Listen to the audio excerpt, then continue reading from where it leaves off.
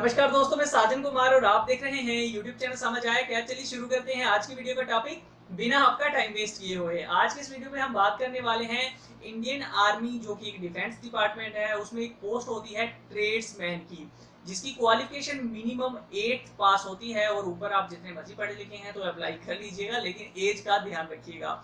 तो इसके बारे में मैं आपको पूरी डिटेल बताने वाला हूं कि किस तरह से आप इसके लिए अप्लाई कर सकते हैं और ये वैकेंसी कितनी बार साल में निकलती है और इसकी क्या एलिजिबिलिटी है, सिलेक्शन प्रोसेस इसका क्या है। तो अगर आपको ये सब नहीं पता है तो जान लीजिए, मैं आपको कंप्लीट बताने वाला हूं। अगर आपको पता है तो आप भी दूसरों के साथ शेयर कर सकते हैं। चलिए सबसे पहले हम ये बात कर लेते हैं कि आखिर इंडियन आर्मी की जो ट्रेड्समैन की पोस्ट होती है उसमें काम क्या होता है और मतलब कौन सी ड्यूटीज जो है वो आपको अलॉट की जाती हैं। तो आपको बता दूं, इसमें 3 कैटेगरी होती हैं, 4 कैटेगरी हैं एक्चुअली, लेवल है, जिसमें कि एक्चुअली जो ट्रेड्समैन की पोस्ट होती है उसमें 10वीं पास और आईटीआई भी मांगते हैं, लेकिन वो एक अलग पोस्ट है। लेकिन अगर आप बाकी 3 मतलब 4 में डिवाइड किया गया है, अगर आप 3 पोस्टों के लिए अप्लाई करते हैं जो ट्रेड्समैन में उन्होंने डिवाइड की है, लेवल है, तो उनके लिए सिर्फ 8th पास है, जिसके बारे में हम बात करने वाले हैं।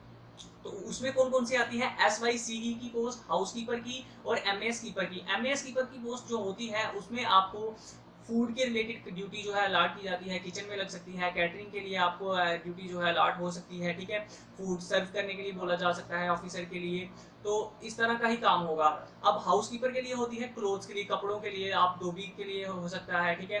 तो मतलब कपड़ों के रिलेटेड या हो सकता है आपको कपड़े उठाने हो, या जो भी होगा इसी से रिलेटेड होगा, इसी के रिलेटेड और भी कोई ड्यूटी आपको अलॉट कर सकते हैं, जरूरी नहीं वैसा ही हो।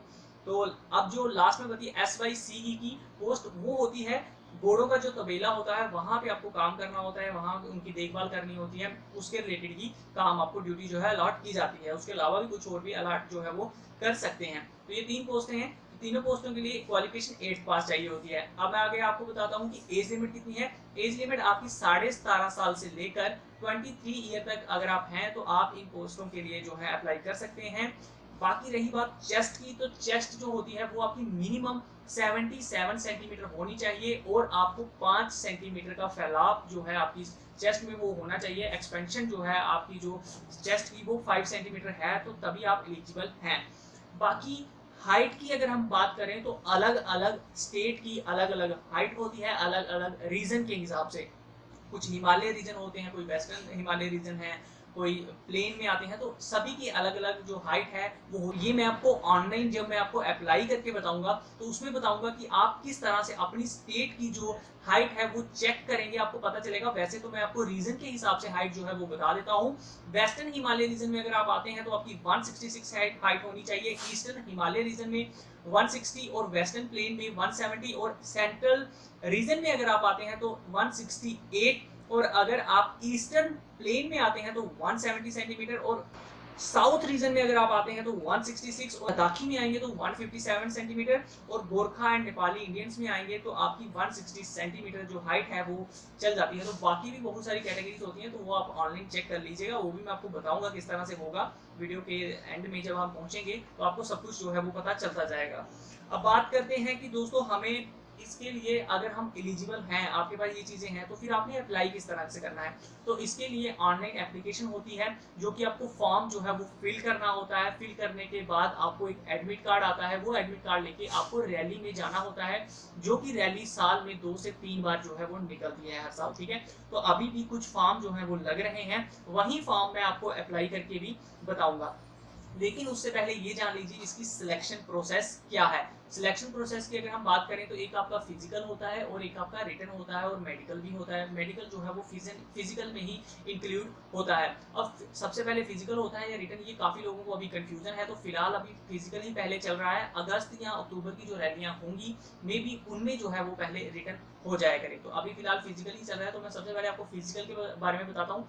फिजिकल होता है आपका फिजिकल टेस्ट 100 मार्क्स का होता है, जिसमें आपको सबसे पहले 1600 मीटर की रनिंग करनी होती है, जो कि 5 मिनट 30 सेकंड के अंदर अगर आप कवर करते हैं तो आपको 60 मार्क्स मिल जाते हैं, जबकि फुल मार्क्स एक्सीलेंट आप मार देते हैं अगर आप 5 मिनट 30 सेकंड के अंदर रनिंग कवर करते हैं। अगर आप उसके ऊपर चले जाते हैं और लास्ट 5 मिनट 45 सेकंड के पहले करते हैं तो फिर आपको मिलते हैं 48 मार्क्स। उसके ऊपर चले जाएंगे तो आपको जो है रिजेक्ट वो कर देते हैं ऑलमोस्ट। ठीक है।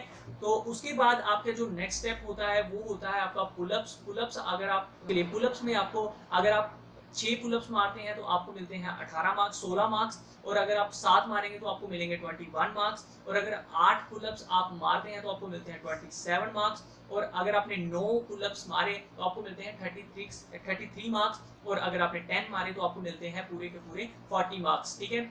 तो अब बात करते हैं कि उसके बाद क्या होता है। उसके बाद आपका एक बैलेंसिंग जंपिंग वगैरह होती है, 9 फीट समथिंग डिच जो होती है, फीट जो होते हैं, जंप आपको लगाना हो वो होता है। तो ये इतना मैटर नहीं करता है, आपको वही 2 चीज़ें जो है वो पास करनी होती हैं। ठीक है। अगर अब वो आप पास कर जाते हैं तो आपके सिलेक्शन के चांसेस बढ़ जाते हैं।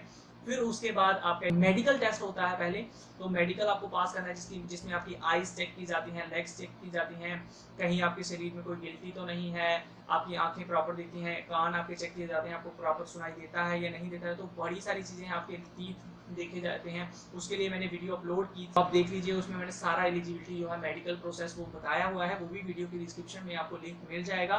तो उसके बाद आपका एक रिटन टेस्ट होता है, वो भी आपको जो है वो पास करना होता है। तो ठीक है, ये सारा कुछ आपको मैंने बताया है एलिजिबिलिटी डिटेल। तो अब हम बात करते हैं कि अप्लाई किस तरह से किया जाता है इसके लिए, और जो हाइट वगैरह थी वो किस तरह से चेक होती है। तो उसके लिए मैं आपको ले चलता हूँ सिस्टम के ऊपर, और वहाँ जाके आप देखिए, आपको पता चलेगा कि किस तरह से आप अप्लाई कर सकते हैं। मैं आपको एक फॉर्म जो है अपना फिल करके बताऊंगा, जैसे कि अभी काफ़ी सारी स्टेट में फॉर्म निकले हुए हैं, साथ में आप चेक कर लीजिएगा कि फॉर्म को अप्लाई किस तरह से किया जाता है, और जो है आप किस तरह से यानी कि इसको जो है अप्लाई जो है कर सकते हैं। अपना भी फॉर्म जो है वो आप अप्लाई कर लीजिएगा। चलिए शुरू करते हैं अब हम सिस्टम के ऊपर। जी हाँ दोस्तों, तो अब हम आ चुके हैं गूगल पे। आपको सबसे पहले सर्च करना है ज्वाइन इंडियन आर्मी। ठीक है, आप ये सर्च करेंगे, उसके बाद ये देखिए यहाँ पे joinindianarmy.nic, इस पर क्लिक कर दीजिएगा। उसके बाद ये हमें यहाँ ले आएगा, और ये कोड है, ये जो यहाँ पे लिखा है इसी को आपने यहाँ पे लिखना है 3410 और एंटर कर दीजिए। उसके बाद ये कुछ इस तरह से वेबसाइट जो है वो ओपन हो जाती है। यहाँ पे अब क्लिक करना है, ये देखिए चेक एलिजिबिलिटी। इसमें आपको ये भी पता चलेगा कि आपकी हाइट वगैरह क्या है, और अभी जो वैकेंसी आपकी स्टेट में निकली है या नहीं निकली है। ठीक है, जैसे कि अभी गुजरात में वैकेंसी जो है वो निकली हुई है, तो मैं गुजरात की स्टेट का यहाँ पे भरूंगा। ये देखिए ओके करता हूँ, और जो डिस्ट्रिक्ट है वो दे देता हूँ कोई भी, और तहसील भी दे देता हूँ। उसी के साथ ये मैं डेट ऑफ बर्थ जो है वो दे देता हूँ, जनवरी और 99 दे देता हूँ, और 1 तारीख दे देता हूँ। तो उसके बाद ये क्वालिफिकेशन, तो क्वालिफिकेशन जो मैंने आपको बोला 8th पास के लिए ये पोस्ट होती है, तो आप अप्लाई कर सकते हैं 8th पास भी। और ये अनमैरिड, और यहाँ पे नो कर दीजिएगा।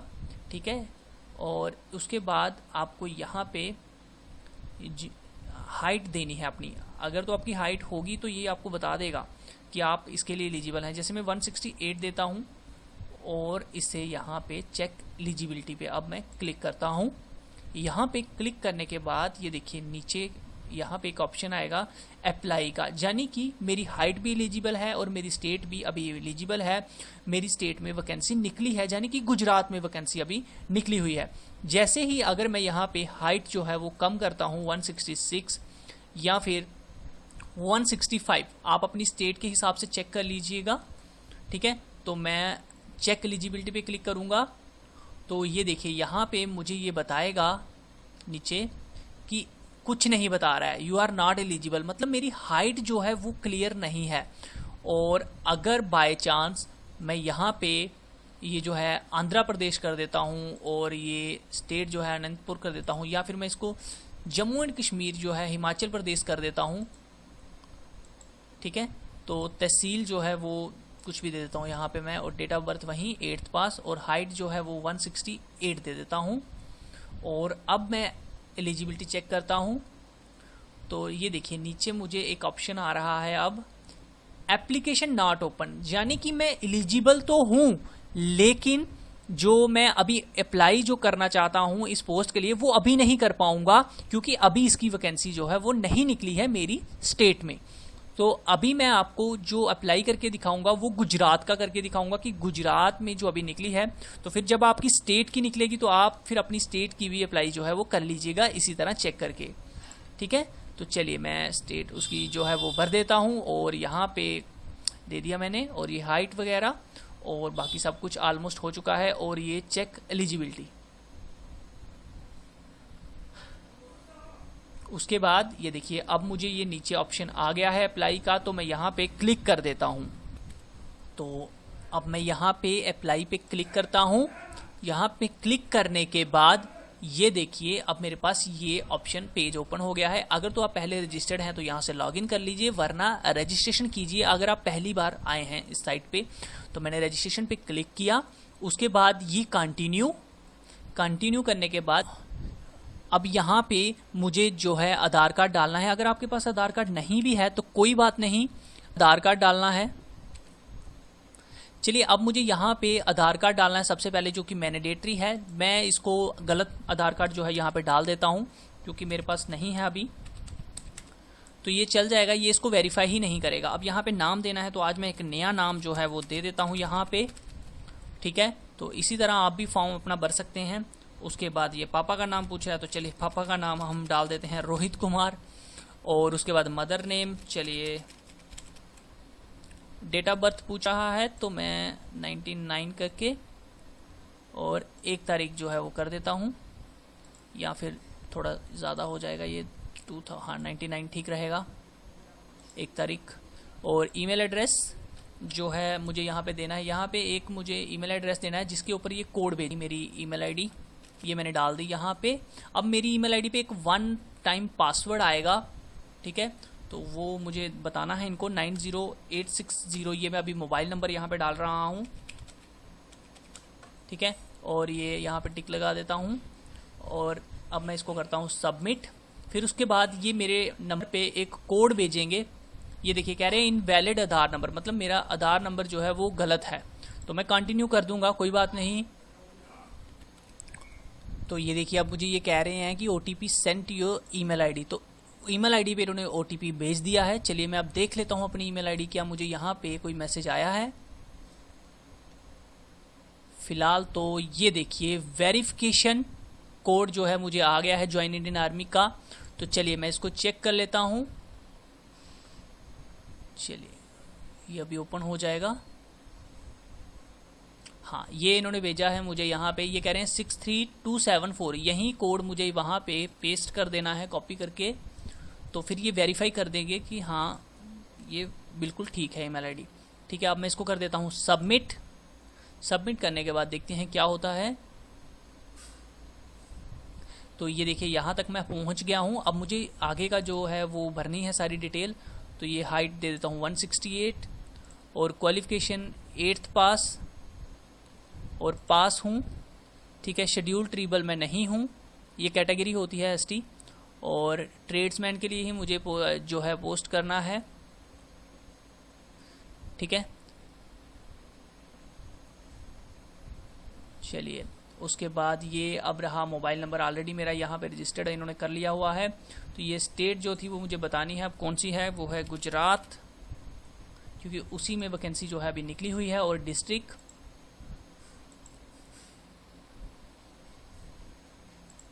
चलिए ये डिस्ट्रिक्ट में कोई और दे देता हूँ, पहले मैंने आनंद दी थी, और ये कालवा। और यहाँ पे अब मुझे पासवर्ड क्रिएट करना है। पासवर्ड आप कुछ भी रख सकते हैं अपने नाम, जैसे रोहित @123, ठीक है। तो मैं ये पासवर्ड जो है यहाँ पे रख देता हूँ। पहला वर्ड कैपिटल रखिएगा 2814775, और ये किया मैंने सेव। अब देखते हैं आगे क्या होता है। यहाँ पे ट्रेड्समैन मैंने यस कर दिया कि हाँ भाई पहले भी मैं ट्रेड्समैन हूँ, अगर आप नहीं हैं तो नो कर दीजिएगा। चलिए अब देखते हैं आगे क्या होता है। तो ये मेरी एक आईडी अब बन चुकी है, यहाँ से मैं अपना फॉर्म जो है लगा सकता हूँ नेक्स्ट टाइम भी और अभी भी, ठीक है। तो यहाँ पे मुझे ऑप्शन आ जाया करेगा, अभी मैं कर देता हूँ अप्लाई डोगरा। तो यहाँ पे अब मैं फ़ोटो जो है अपलोड कर देता हूँ। याद रखिए 20 से 5 KB के बीच में की जो फ़ोटो है वही अपलोड करनी है, 5 से 20 KB की। और सिग्नेचर कर देते हैं अब हम अपलोड।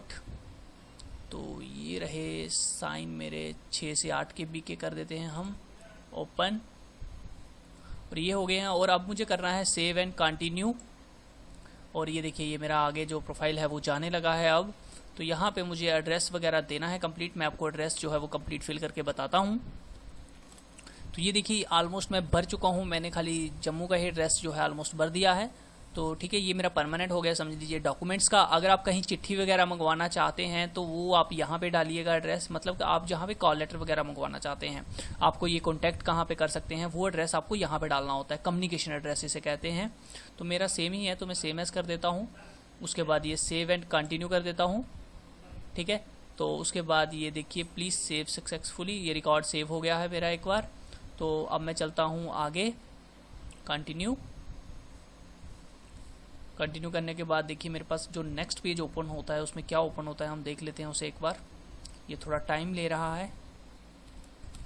चलिए, तो ये मेरा आ चुका है। आगे मुझे ये डिटेल देनी है। तो मैं स्पोर्ट्स में नहीं हूँ, एनसीसी में नहीं हूँ, लद्दाखी गोरखा में नहीं हूँ, और सेव एंड कंटिन्यू कर देता हूँ।